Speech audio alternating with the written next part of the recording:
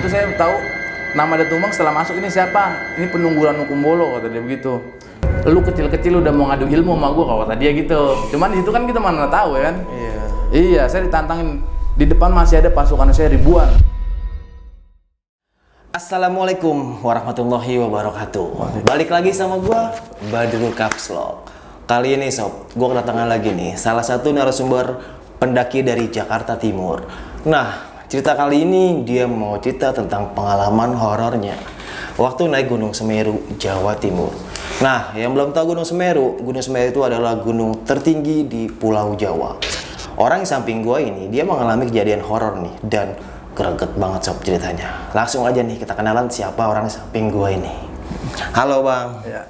Bang Siapa Badru. namanya Bang? Kenalin, nama saya Rival, Bang. Bang Rival. Thank you Bang Rival ya udah mau datang kemari nih Siap. bagi cerita. Oke Bang, tahan dulu ya Bang. Siap. Oh ya, buat teman-teman yang belum subscribe, jangan lupa subscribe dan diaktifkan loncengnya. Buat teman-teman yang sudah subscribe, kita banyak-banyak terima kasih karena sebagian penghasilan dari channel ini akan kita donasikan ke orang-orang yang membutuhkan.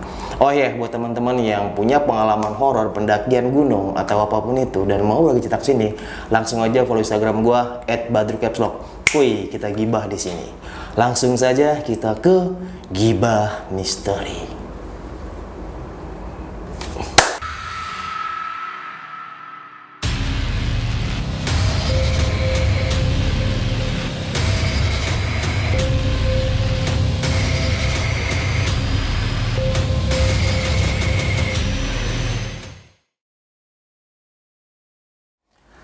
Halo Bang. Ya, Bang Badru. Gimana nih Bang, cerita pengalaman horornya Bang waktu naik Gunung Semeru? Jadi kita begini nih, waktu itu dari Jakarta stasiun Pasar Senen ya, kita berangkat berempat. Nah kebetulan ini berempat kita dari beda-beda daerah. Ada yang dari Cianjur, ya. Nah, sisanya 2 orang itu suami istri dari Jakarta juga, daerah Pondok Kelapa kalau nggak salah. Ya. Iya. Karena itu kita kenal di organisasi pecinta alam juga. Jadi awalnya itu kita lagi main di base camp GPO tuh. Nah dari acara opsi dulu di Gunung Gede itu. Nah setelah acara itu singkat cerita ya. Nah ada celetukan tuh dari suami istri itu bahwa si istrinya tuh pengen minta diajak ke Gunung Semeru.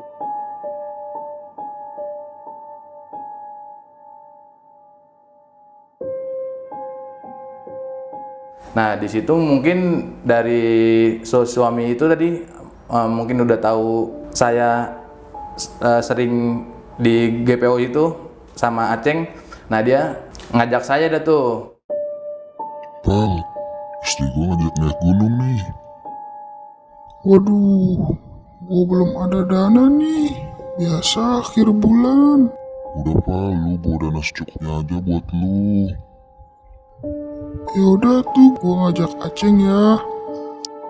Udah pal, kita berangkat ya. Akhirnya ya berangkatlah kita dari Senen. Langsung berangkat ke stasiun Malang tuh. Nah dari situ kita lanjut ke Tumpang. Nah setelah dari Tumpang itu kan kita ke Ranupane. Iya. Nah kita nyari shelter ini nggak ada nih karena di bawah situ udah penuh Bang.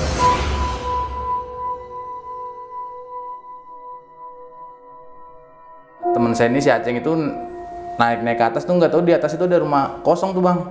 Ada di atas pos Semeru tuh, di atas tuh ada perumahan tuh, itu rumah udah nggak ada ini ya, nggak ada penghuni. Oh, rumah kosong. Iya. Setelah udah kita di situ aja, yakin di situ. Ya kita berangkat tuh naik ke atas. Kita di tenda, saya masuk loh bener-bener rumah kosong ini. Ini yakin di sini. Iya udah bismillah. Saya di situ tuh akhirnya saya istirahat. Pas istirahat di situ tuh saya dimimpin Bang, situ Bang. Oh, di Iya. rumah itu. Iya, saya dimimpiin. Saya lagi tidur tuh, kayaknya saya tidur di belakang saya ada yang ngeliatin tuh Bang. Saya kebangun. Wah. Apa iya? Mungkin di situ pikir saya, ini nandain kali ini kalau yang ada yang penunggunya ya. Cuman saya nggak pikir yang macam-macam. Setelah nyampe di perjalanan, lanjut kita sampai di Ranukumbolo tuh. Nah, awal-awal ganjil lah di situ sebenarnya saya itu nggak ada kepikiran bahwa ini kita diikutin. Ya, entah itu diikutin entah apa, yang jelas di situ ada suatu kejadian ketika saya lagi ngecamp di Ranukumbolo. Jadi kan posisi tenda kita kan madep Ranu tuh, Iya. danau. Nah, si perempuan ini, si istri yang sama lakinya itu yang ngajak saya, posisi lagi di depan tenda, di teras tenda lah. Saya di dalam tenda, saya lagi tidur madep Ranu Kumbolo, saya lihat. Nah, dia tuh mainin rambut, Bang.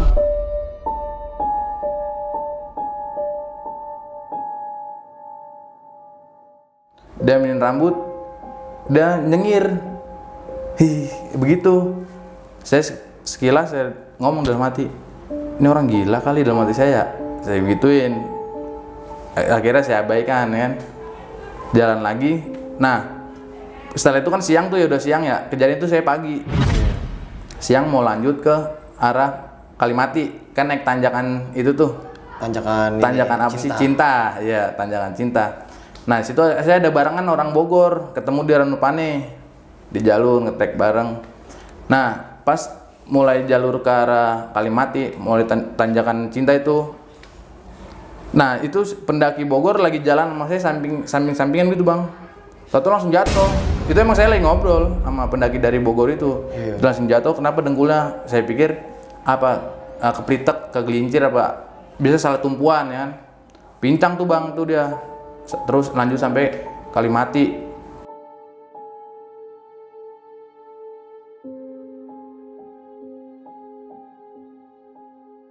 Nah, setelah di Kalimati itu kan kita nyampe sore. Nyampe Kalimati pukul jam 4 dah, jam 4-an. Kita buka tenda. Nah, kan dari area Kalimati itu kita ngambil air ke sumber mani. Nah, di situ mulai ada hawa, saya berasa takut karena di situ kan 5:30 kalau nggak salah saya baru nyampe sumber air tuh udah mau gelap, Bang. Iya. Saya ngambil berdua sama Aceng, kalau tumben-tumbenan nih merindingmu, udah tuh kepikiran yang saya dimimpiin. Yang di rumah kosong. Iya. Saya jalan, cuman itu di sepanjang jalan, kalau nggak salah itu jalan kayak bekas jalur lahar mungkin ya, karena ada pasir-pasir kecil tuh di situ. Situ saya jalan, saya berdua, udah sepi yang ngambil air. Saya sepanjang jalan merinding. Cuman saya di situ saya coba istighfar ya kan, buat ngilangin rasa takut ini kan. Alhamdulillah tuh berangkat sampai tuh nggak ada halangan. Nah, saya sholat. Setelah saya sholat di situ emang itu merinding ini lagi saya pas lagi sholat itu. Nah, saya nggak pikir macem-macem, emang udah mungkin bawaan alam ya kan. Iya. Saya abain. Muncak nih kita jam 11 malam. Ayo, Bang, muncak barengin sama anak Bogor yang tadi tuh. Nah, yang saya heran di situ itu si istrinya itu nggak diajak. Jadi kita muncak berangkat berempat. Ini si istri lah, kok sama suaminya dibiarin ditinggal di sini aja. Oh, nggak diajak muncak. Nggak diajak di situ. Iya. Di Kalimati aja. Udah dia. Iya, udah gitu. Kak, udah ikut aja yo. Kalau emang mau nggak kuat turun ya turun, kita turun begitu. Nggak di sini aja. Bang, ini nggak apa-apa, bener istri sih. Udah nggak apa-apa katanya. Nah, di situ kan saya rada gimana ya perasaan, masa iya sih gue tinggal cewek sendirian ya kan. Iya. Akhirnya bismillah singkat cerita kita berangkat dah tuh atas. Nah, pas sampai di atas itu kan kita rada apa sih perbatasan itu tuh? Vegetasi itu ya. Vegetasi itu. Lah, saya udah mulai nyesek. Karena kan semakin tinggi semakin ini kan oksigennya semakin menipis ya kan. Iya. Saya berangkat, kita udah berangkat udah mencar tuh, Bang.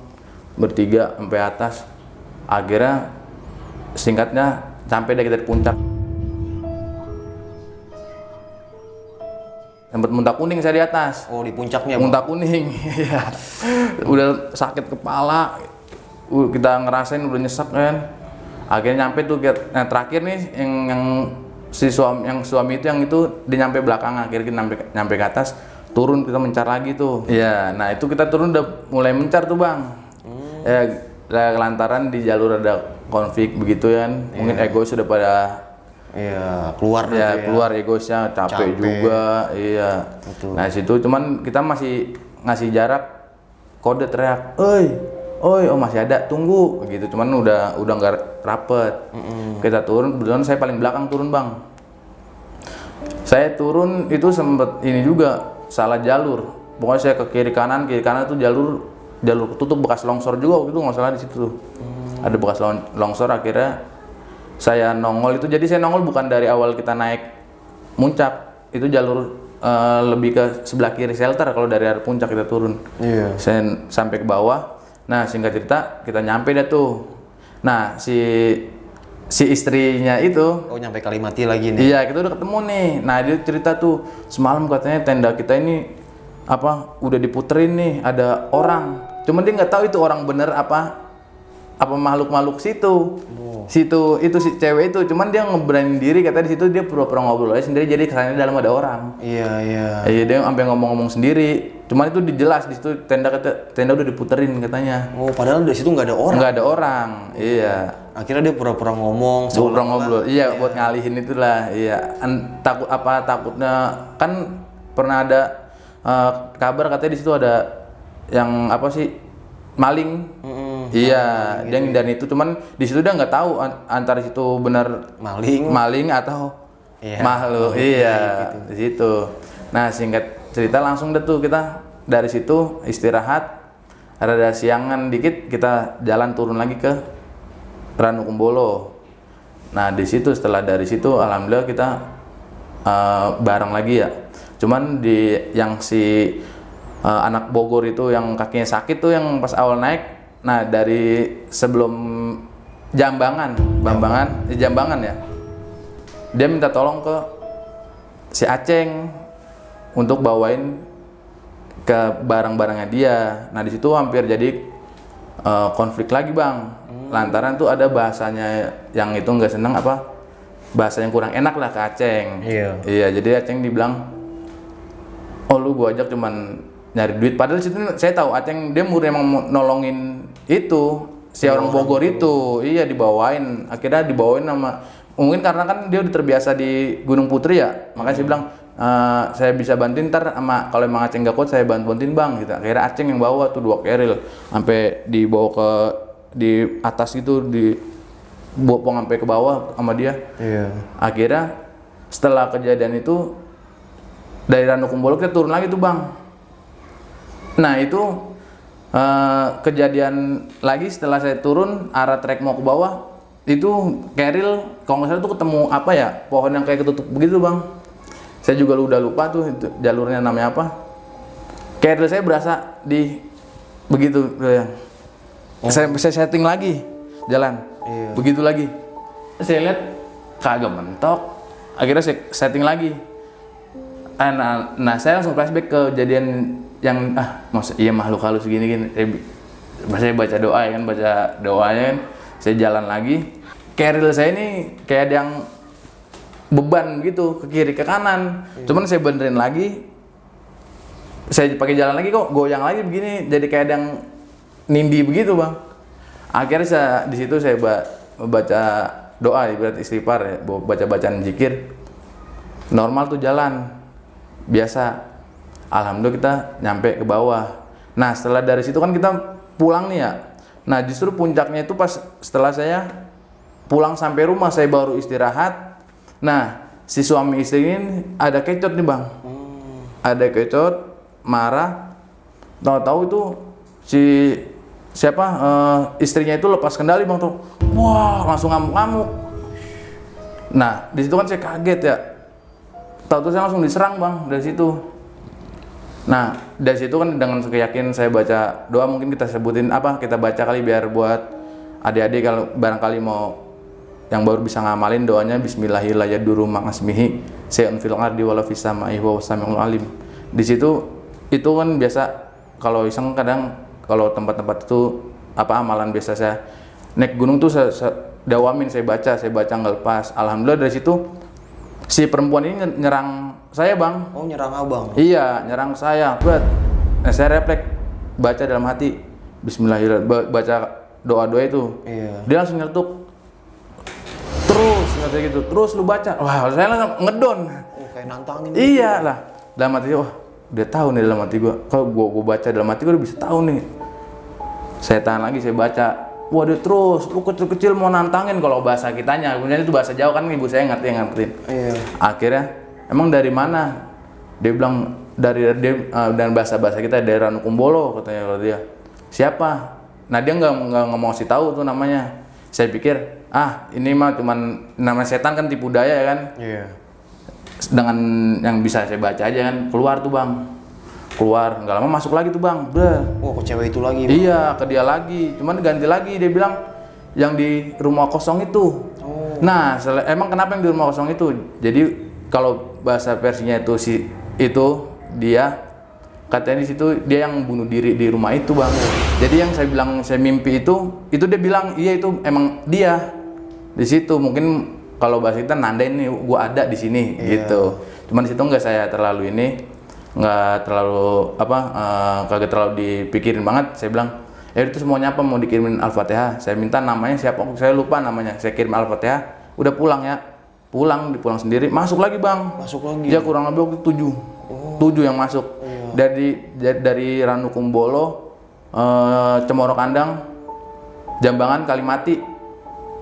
Setiap pos berarti. Nah mungkin nih dari keadaan gue yang merinding ini kali ini dia nih. Nah setelah itu dari Kalimati masuk juga di situ bang. Jadi dari yang Cemoro Kandang itu saya tanya udah keluar, saya keluarin ya kan dengan sebisanya doa dah ya. Nah pas dari Kalimati kenapa masuk sini lagi katanya, alasannya dia katanya demen sama saya. Cuman dia lewat perasaan yang merinding kali itu dia mau ngikut, cuman katanya nggak bisa gitu. Akhirnya masuk ke situ. Nah terakhir si Datu Kumbang lagi tuh. Datu Kumbang Masuk. Nah itu saya tahu nama Datu Kumbang setelah masuk ini siapa? Ini penunggu Ranukumbolo kata dia begitu. Kamu kecil apa? Intinya tuh dia gini bang. Lu kecil-kecil udah mau ngadu ilmu sama gua kalau kata dia gitu. Cuman di situ kan kita mana tahu ya kan? Iya, saya ditantangin. Di depan masih ada pasukan saya ribuan. Kalau situ kalau kamu mau nantangin, saya udah paham. Saya nggak bisa apa-apaan. Saya gitu mbak. Kalau emang saya ada salah, mohon dimaafin. Saya nggak tahu, saya nggak bisa ngeliat situ. Situ kan bisa ngeliat saya gituin. Cuman saya nggak bisa ngeliat makhluk-makhluk kayak anda. Saya gituin. Kalau kata dia bilang begini. Ada satu kelakuan saya tuh yang bikin dia marah. Kejadian itu yang tadi istrinya nganin rambut tuh. Nyisir ya. Iya, saya bilang ketawa. Di situ saya bilang ngatain dia gila kan. Cuman tujuan saya bukan ke Datu Kumbang itu. Iya, ke perempuan ini kan dalam hati refleks ini orang apa ya? Gila kali gitu. Oh, di situ dia marah. Di situ sama pendaki yang dari Bogor tuh, Bang. Kenapa tuh? Yang kakinya setelah kejadian rambut itu kan saya naik ke atas tuh. Lagi ngobrol atau jatuh. Itu kata dia itu perbuatannya si Datu Kumbang itu katanya dibikin jatuh bang. Dibikin jatuh. Kalau kata dia sih bahasanya apa ya, diketok apa di apa gitu.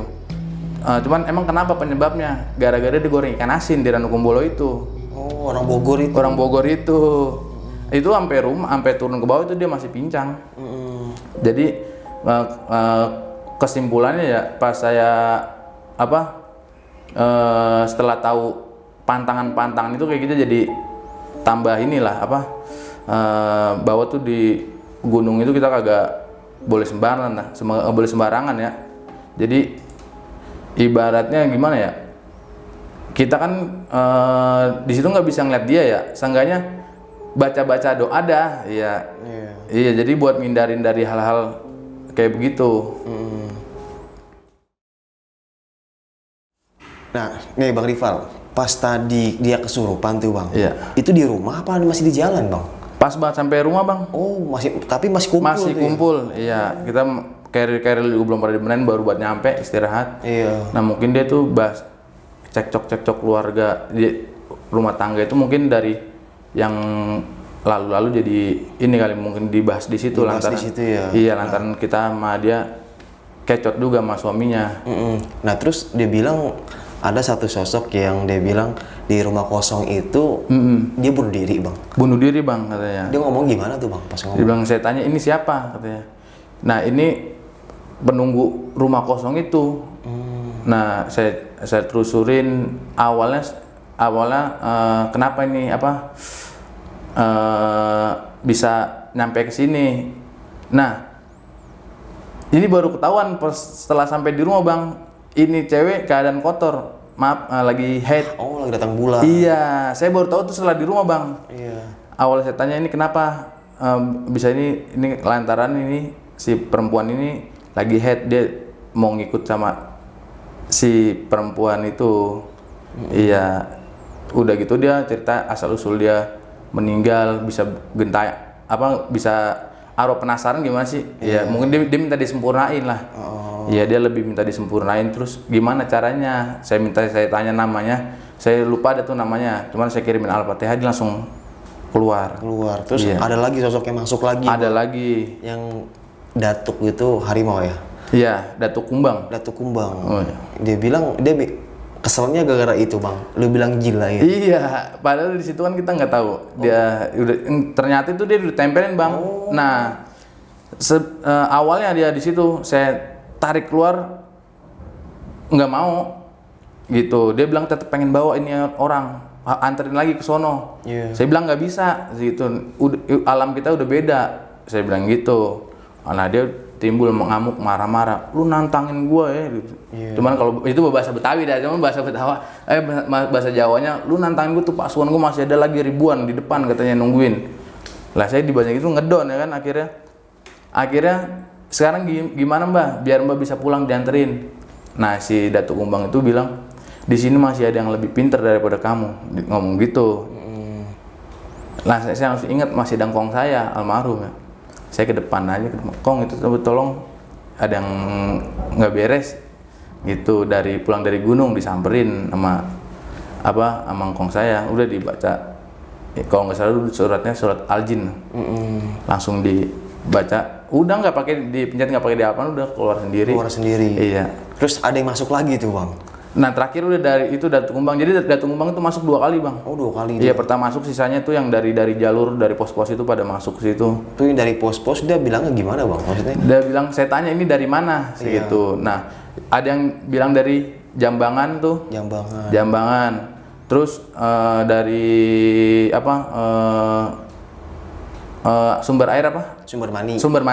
Iya di situ. Saya tanya ini dari mana? Dari mana? Dia bilang dari setiap pendakian, karena itu kan jalur dia tuh dia mentok cuma sampai di Kalimantan tuh perempuan itu, makanya setiap pos-pos itu mungkin penunggu udah nunggu dia nih mau ngebawa. Kalau kata bahasa dia kan itu dia perempuan sebenarnya mau dibawa begitu. Karena kan saya setiap perjalanan tuh ya, saya dulu pernah ada ijazah dari setelah Gunung Cerme tuh kita ke Cerme ketemu sama Ustadzah sebagai sorban. Jadi kalau mau tanjakan tuh kita ketemu baca kalimat Allahu Akbar, misalnya turun Subhanallah, trek lurus Alhamdulillah. Nah itu saya pakai terus tuh setiap itu jalan sambil zikir. Nah mungkin dari situ istri itu nggak bisa nyurup atau dibawa gimana kali.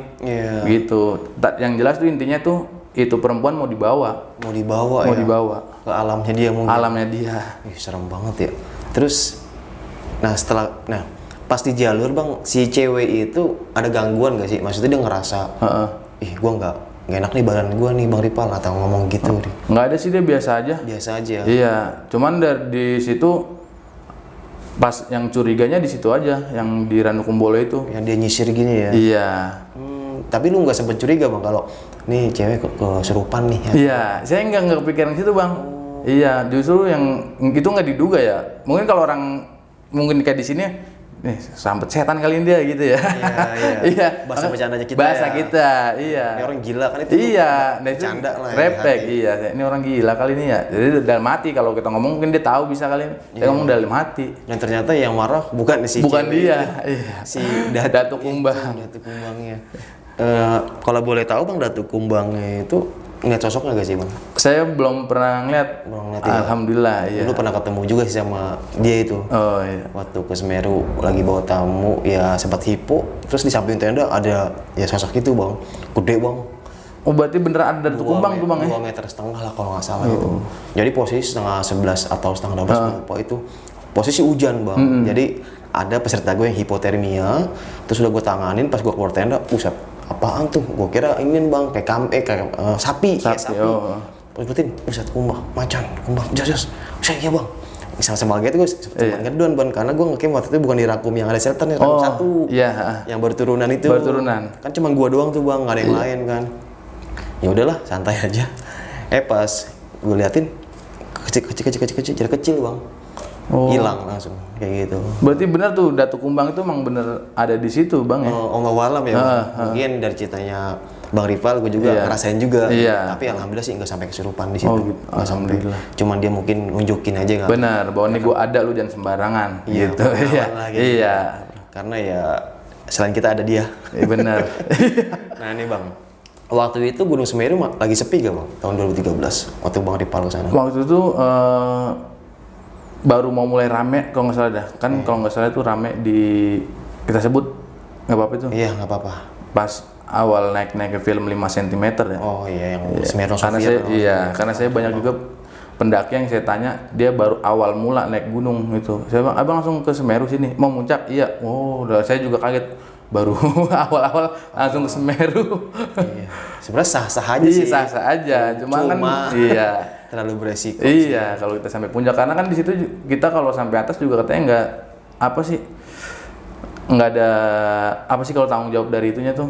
Oh, pihak Taman Nasional ya. Iya, kan kalau saya cuma sampai Kalimati doang ya. Iya. Jadi pihak Taman Nasional Gunung Semeru itu ya asuransi atau Ya asuransi. cuma sampai Kalimati. Sampai Kalimati sampai puncaknya itu di luar. Di luar. Iya, di luar itu ya tanggung resiko sendiri lah ya.